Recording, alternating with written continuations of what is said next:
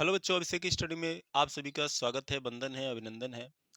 मैं आशीष कुमार पाठक आज आप लोग को माखनलाल चतुर्वेदी के परिचय के विषय में बताऊंगा कि उनका जन्म कब और कहाँ हुआ और उनके संक्षिप्त परिचय के विषय में जानेंगे। ठीक है। और उसके बाद उनके परिचय के विषय में जानेंगे, उनकी कृतियों के बारे में जानेंगे और तब उसके बाद उनके जो अध्याय है जवानी और पुष्प की अभिलाषा, उसके विषय में जानने का प्रयास करेंगे। तो चलिए आइए हम लोग उनके संक्षिप्त परिचय के विषय में जानते हैं। और उससे पहले आप लोग बताएंगे कि कैसे हैं, आपकी पढ़ाई कैसी हो रही है, क्या क्या दिक्कतें आ रही हैं, वो सब बताएं कि ताकि हम लोग उस समस्याओं का समाधान करने का प्रयास करें।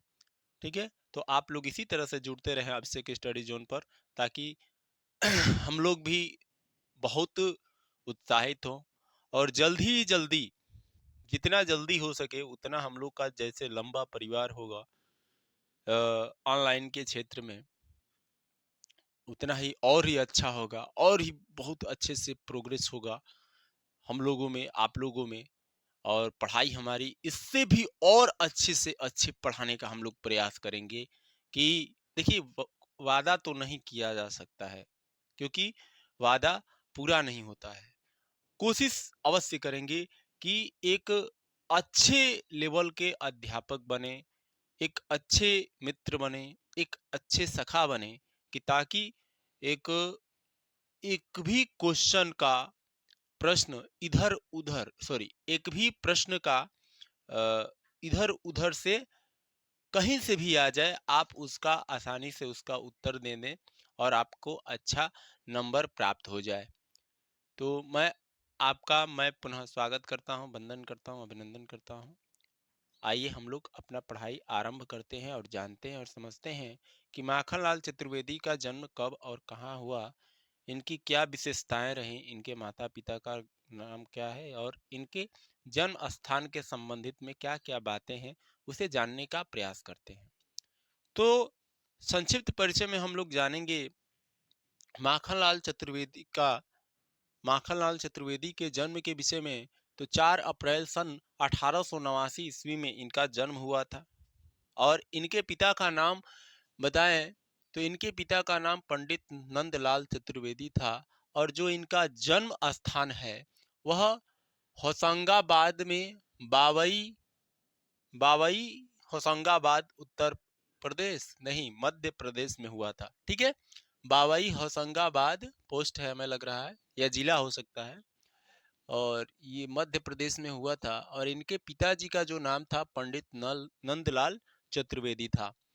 और इनकी संपादन के बारे में बात करें तो प्रभा कर्मवीर पत्र है। और इनकी माता के विषय में नहीं दर्शाया गया है। और इनकी प्रमुख रचनाएं जो हैं यहाँ पर आपको दी गई है: रामनवमी, समर्पण, माता, युग चरण, साहित्य देवता, हिम तरंगणी, वेणुलो गूंजे धारा, ये इत्यादि इनकी प्रमुख रचनाएं रही।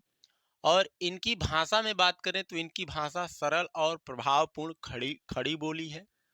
और शैली के विषय में बात करें तो इनकी शैली मुक्तक, ओजपूर्ण और भावात्मक शैलियां हैं।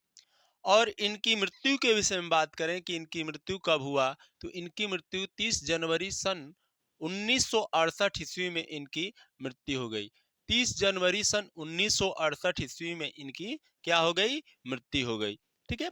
अब हम लोग आगे अब इनके परिचय के विषय में जानेंगे कि इनका परिचय कब और कहाँ पर हुआ, इनका जन्म, और क्या क्या मुख्य विशेषताएं रहीं, उसको जानने का प्रयास करेंगे। तो हम लोग जाने कि 4 अप्रैल सन 1889 ईस्वी को माखनलाल चतुर्वेदी का जन्म हुआ। और इनका जो जन्म स्थान था कहाँ पर था, बावई होशंगाबाद मध्य प्रदेश में था। और इनके पिताजी का जो नाम है वो है पंडित नंदलाल चतुर्वेदी। और संपादन के बारे में बात करें तो कर्मवीर इनका क्या है, इन्होंने संपादन किया। प्रमुख रचनाओं के विषय में बात करें तो इनकी प्रमुख रचनाएं रामनवमी, समर्पण, माता, युग चरण, ठीक है, और साहित्य देवता, हिम तरंगणी, वेणु लो गूंजे धारा इत्यादि इनकी प्रमुख रचनाएं रही। और भाषा के बारे में बात करें तो भाषा इनकी सरल, प्रभावपूर्ण, खड़ी बोली रही। और उसके बाद शैली के विषय में बात करें तो इनकी शैलियाँ मुक्तक, ओजपूर्ण, भावात्मक इत्यादि प्रकार की इनकी शैलियाँ रही। और मृत्यु के विषय में बताएं तो मृत्यु इनका 30 जनवरी सन 1968 ईस्वी में इनकी मृत्यु हुई। 30 जनवरी सन 1968 ईस्वी में इनकी क्या हो गई? मृत्यु हो गई। अब आइए हम लोग जानेंगे इनके परिचय के विषय में कि इनका जीवन परिचय में क्या क्या मूलभूत बातें हैं, उसे समझने का प्रयास करते हैं। तो लिखेंगे कि श्री माखनलाल चतुर्वेदी जी का जन्म, श्री माखनलाल चतुर्वेदी जी का जन्म मध्य प्रदेश के होशंगाबाद जनपद में बावई बावई नामक गांव में सन 1889 ईस्वी में हुआ था। कहां पर हुआ था? तो होशंगाबाद जनपद में बावई नामक गांव में इनका जन्म सन 1889 ईस्वी में हुआ था। ठीक है। और इनके पिताजी का जो नाम है वह क्या है भैया? नंदलाल चतुर्वेदी। पंडित नंदलाल चतुर्वेदी इनके पिताजी का नाम है। क्या भैया? पंडित नंदलाल चतुर्वेदी। और इनका जो गांव की पाठशाला में प्राथमिक शिक्षा प्राप्त कर घर पर ही, गांव के ही पाठशाला में इन्होंने, जिसे हम लोग सरकारी विद्यालय कहते हैं, ठीक है, उसी पाठशाला में इन्होंने क्या किया कि घर पर ही संस्कृत, गुजराती, बांग्ला और अंग्रेजी भाषाओं का अध्ययन किया। कौन कौन से विषय का घर पर से ही अध्ययन किया इन्होंने? तो संस्कृत, अंग्रेजी, बांग्ला और गुजराती भाषाओं का इन्होंने घर पर ही अध्ययन किया। ठीक है। अब आगे जानते हैं तो कुछ दिन अध्यापक रहे। ठीक है। कुछ समय तक ये क्या रहे? अध्यापक रहे। और सन 1913 ईस्वी में इन्हें प्रभा नाम की प्रसिद्ध पत्रिका का इन्होंने क्या किया? संपादन किया। कुछ दिनों के बाद ही इन्होंने प्रभा नाम की पत्रिका का संपादन किया। ठीक है। मैं आशा करता हूं इतनी बातें आपको समझ में आई होगी। अब आगे जानने का प्रयास करते हैं कि इनमें और क्या क्या मूलभूत धारणाएं रही। ठीक है। तो अब देखें, कह रहे कि देश प्रेम की भावना इनके हृदय में कूट कूट कर भरी थी। कूट कूट कर यानी बहुत ज्यादा इनमें देश प्रेम की भावनाएं थी। अब देखो, और कह रहे कि गणेश शंकर विद्यार्थी का संपर्क मिला तो इन्हें अपने इनके मित्र यानी गणेश शंकर का जब इनसे क्या हुई? मुलाकात हुई, तो उनके प्रेरणा से प्राप्त कर ये राष्ट्रीय आंदोलनों में भाग लेने लगे। राष्ट्रीय आंदोलनों में क्या किए? भाग लेने लगे। और कई बार जेल की यात्रा भी की। जिस प्रकार से सुभद्रा कुमारी भी किसी की प्रेरणा से प्रणाली और देश के लिए जब बात करने लगी तो उन्हें जेल जाना पड़ा। ठीक उसी प्रकार से ये भी माखनलाल चतुर्वेदी उनके गणेश शंकर विद्यार्थी के संपर्क में आने के बाद जब वे देश की सेवा की बातें करने लगे, धार्मिक रूप से बातें करने लगे, तो उन्हें जेल की बार बार क्या करनी पड़ी? यात्रा करनी पड़ी। और कह रहे कि भारत और भारतीय संस्कृति इन्हें असीम प्रेम था। भारतीय संस्कृति में इन्हें असीम प्रेम था, यानी बहुत ज्यादा प्रेम था, गहन प्रेम था कह सकते हैं। कह रहे कि जिसकी झलक यानी जिसे देखकर संपूर्ण काव्य में दिखाई पड़ती है। और कह रहे कि इसी कारण इन्हें भारतीय आत्मा नाम से पुकारा जाता है। भारत की आत्मा यानी भारतीय आत्मा नाम से इन्हें क्या किया जाता है? पुकारा जाता है। और इन्होंने हिंदी साहित्य सम्मेलन के अध्यक्ष पद को भी क्या किया? सुशोभित किया। हिंदी साहित्य सम्मेलन के अध्यक्ष पद को भी इन्होंने क्या किया? सुशोभित किया। और करके डी लिट की उपाधि कह रहा है कि डी लिट तथा भारत सरकार ने इन्हें पद्म भूषण की उपाधि से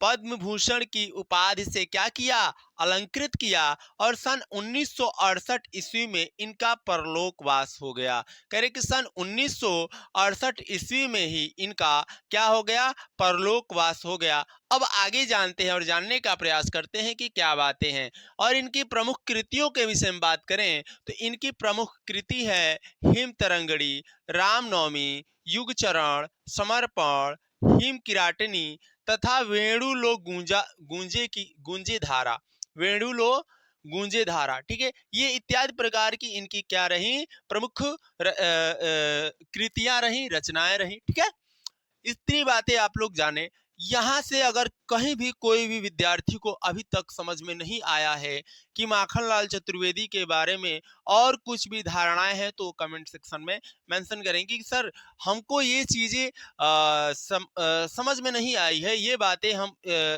ऐसी बातें नहीं है, जो भी बातें हैं, जो भी धारणाएं, वो बताने का प्रयास करेंगे। हम लोग का यह बहुत ही संक्षिप्त रूप में माखनलाल चतुर्वेदी जी का परिचय हम लोग जानने का प्रयास करें किए हैं। आइए एक बार और इसे जानने का प्रयास करते हैं कि माखनलाल चतुर्वेदी का जन्म कब और कहां पर हुआ। तो मध्य प्रदेश के होशंगाबाद नामक बावई नामक गांव में हुआ था। और कब हुआ था, तो सन 1889 ईस्वी का हुआ था। और किसके घर हुआ था, तो पंडित नंदलाल चतुर्वेदी के यहाँ हुआ था। ठीक है, और ये कौन सी पाठशाला से शिक्षा प्राप्त किए, तो प्राथमिक पाठशाला से इन्होंने शिक्षा प्राप्त करके घर पर ही कौन कौन से विषयों का इन्होंने ग्रहण किया, कौन कौन से विषय का ग्रहण किया, तो संस्कृत गुजराती और बांग्ला तथा बांग्ला के साथ अंग्रेजी का भी इन्होंने अध्ययन किया घर पे ही। ठीक है, अब आगे जानते हैं। तो आगे हम लोग की बातें हैं, क्या बातें हैं, तो कह रहे हैं कि सन 1913 ईस्वी में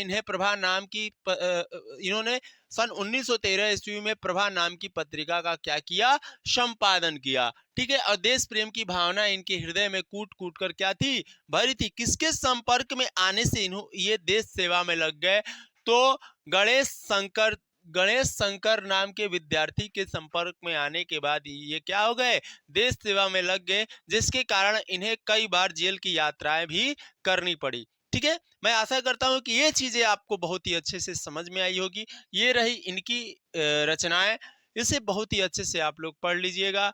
अब हम लोग जानेंगे इनकी दो पद्यांश है। पहली पद्यांश है पुष्प की अभिलाषा और दूसरी है जवानी। तो पहले हम लोग पुष्प की अभिलाषा में जो भी बातें हैं उसे समझने का प्रयास करेंगे। उससे पहले हम लोग उसके जो संदर्भ होते हैं उसको जानते हैं कि उसमें संदर्भ, सभी पद्यांश का संदर्भ, जो भी ये पुष्प की अभिलाषा है इसमें कैसे लिखेंगे, जवानी है तो उसको कैसे लिखेंगे। तो आइए जानने का प्रयास करते हैं कि क्या क्या बातें इसमें कही गई हैं। तो देख सकते हैं संदर्भ में यहाँ पर दर्शाया गया है कि प्रस्तुत पद्यांश हमारी पाठ्य पुस्तक, और ये हम लोग का जो देख रहे हैं आप यहाँ पर, ये पाठ का नाम है पुष्प की अभिलाषा और जवानी। ठीक है, तो हम लोग का जो ये शीर्षक है पहला पुष्प की अभिलाषा, इसी को पढ़ेंगे और जानेंगे कि इसमें क्या क्या मूलभूत बातें हैं। ठीक है, तो आइए इसमें संदर्भ के विषय में जानने का प्रयास करते हैं और समझते हैं कि इसमें क्या क्या बातें बताई गई हैं। तो इसमें पहले दर्शाया गया है कि प्रस्तुत पद्यांश हमारी पाठ्य पुस्तक हिंदी के काव्य खंड में संकलित माखनलाल चतुर्वेदी द्वारा रचित पुष्प की अभिलाषा शीर्षक कविता से अवतरित है। अगर यहीं पे जवानी का अगर इसका संदर्भ लिखेंगे इस पद्यांश का, तो इसको भी ऐसे ही लिखेंगे, परंतु इस यहाँ पर जो शीर्षक है वो बदल जाएगा, पुष्प की अभिलाषा के स्थान पर जवानी हो जाएगा। ठीक है, अब आइए, कह रहे यह कविता चतुर्वेदी जी के काव्य संग्रह युग चरण, देख सकते हैं यहाँ पर ये जो युग चरण है, ठीक है, युग चरण से ली गई है। उसी तरह से यहाँ पर जवानी में बदल जाएगा कि जवानी में जवानी में बदल जाएगा। ठीक है, और इसी तरह से इसमें संदर्भ लिखने का प्रयास करेंगे। तो आइए अब हम लोग जानेंगे इसकी जो पद्यांश है। पहले ये पद्यांश दो है कि कह रहा है कि चाह नहीं मैं सुरबाला के गहनों में गूथा जाऊं, चाह नहीं प्रेमी माला मैं विद्या प्यारी को ललचाऊं। और भी इसकी जो भी बातें हैं उसको अभी जानने का हम लोग प्रयास करेंगे। लेकिन आप सर्वप्रथम ये काम कीजिएगा कि ये जो भी ये आपकी इनकी जो परिचय है इसे जानने का प्रयास करिएगा, ठीक है। और आइए हम लोग अब आगे जानते हैं पुष्प की अभिलाषा और जवानी, ठीक है। ये जो अध्याय है इसके पद्यांशों को जानने का प्रयास करते हैं कि इसमें क्या क्या मूलभूत बातें दी गई हैं, ठीक है। तो चलिए आइए इस पे जानने का प्रयास करते हैं।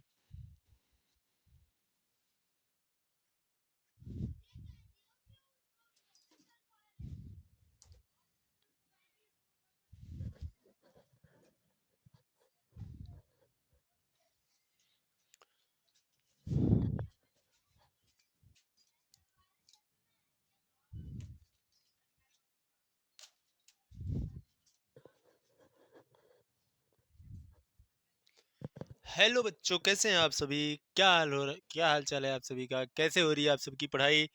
मैं पाठक सर आप सभी का पुनः स्वागत करता हूं अभिषेक स्टडी जोन पर।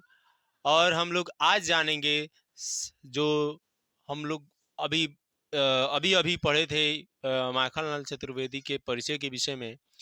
अब उनके हम लोग पद्यांश में एक जानेंगे और उसके बाद से इनका दो पार्ट बनाया जाएगा, क्योंकि ज़्यादा लंबा अगर क्लास हो जा रहा है तो आप लोगों को भी पढ़ने में भी थोड़ा दिक्कत होगा। इसलिए जितना छोटा रहेगा और बहुत अच्छे से आपको समझ में आए, इसीलिए जो लंबा क्लास जाने वाला होता है उसको दो भागों में कर दिया जाता है, ठीक है। तो इसका एक ये क्लास रहेगा आज और एक कल रहेगा, ठीक है। अब हम लोग लगभग ये 8 अध्याय है और 5 अध्याय और शेष रह गया है। और समय भी हम लोग का कुछ बहुत जल्दी ही नज़दीक आ रहा है, तो कोशिश रहेगी कि जल्दी से जल्दी इसको कंप्लीट कराया जाए, ठीक है। और उसके बाद से जितना हम लोग पढ़े हैं उसकी रचनाओं को उनके लेखक और रचनाओं के बारे में जानेंगे और समझेंगे, ठीक है। तो आइए हम लोग इनके जो पद्यांश, ये पहला पद्यांश दो पद्यांशों का इसमें लिया गया है, उसको बताते हैं। और उसके बाद अगली क्लास आपकी कल चलेगी तो उसमें संपूर्ण रूप से आपको बता दिया जाएगा कि क्या क्या इसमें उनकी विशेषताएं हैं, क्या नहीं है, ठीक है। तो आइए जानते हैं। तो सर्वप्रथम हम लोग जानेंगे इस अध्याय में जो पुष्प की अभिलाषा और जवानी, ठीक है, ये हमारा अध्याय है।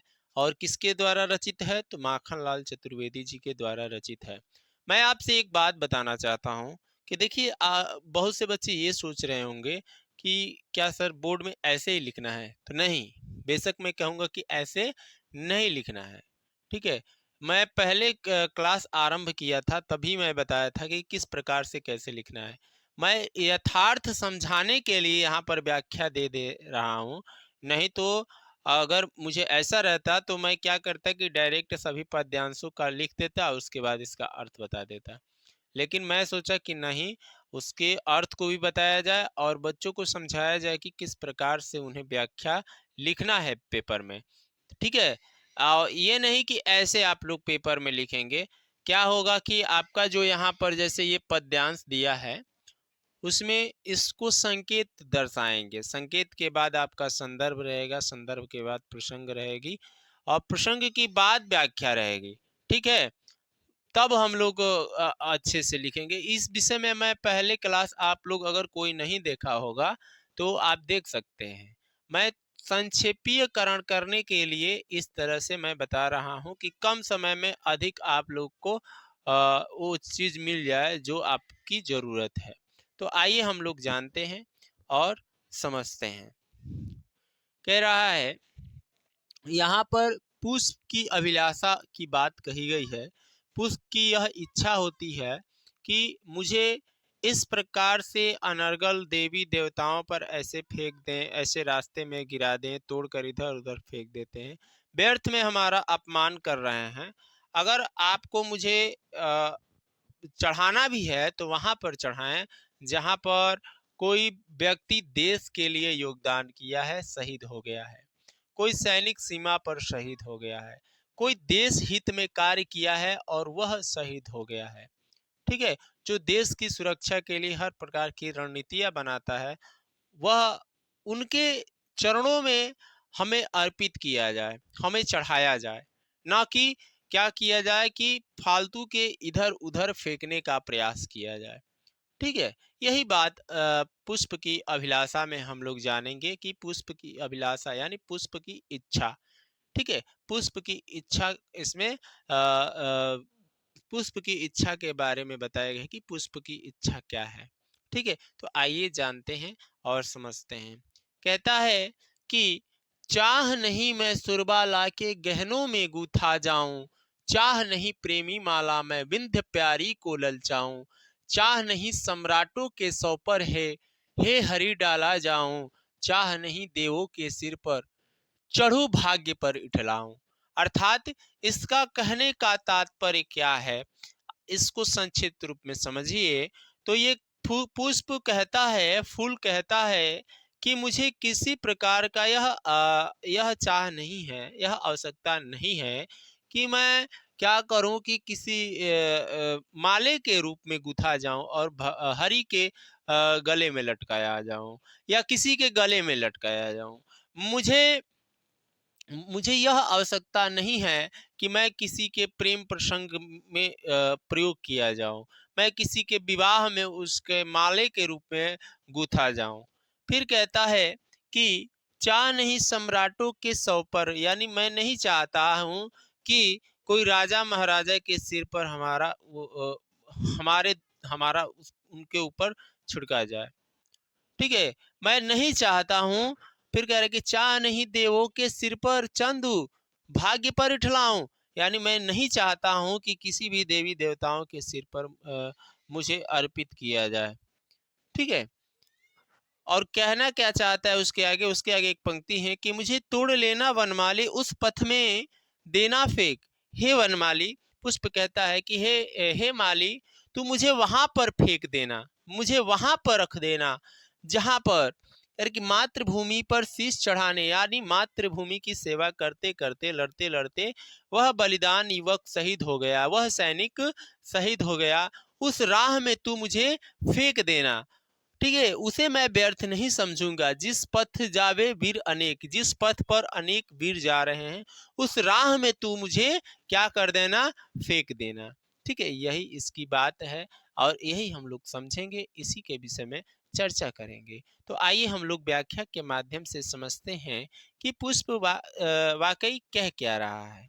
ठीक है, तो आइए जानने का प्रयास करते हैं। तो देखिए यहाँ पर व्याख्या के माध्यम से माखनलाल चतुर्वेदी, कवि माखनलाल चतुर्वेदी कहते हैं कि पुष्प के मन में कह रहा है ना कि नहीं चाह मैं सुरबाला के गहनों में गूथा जाऊं।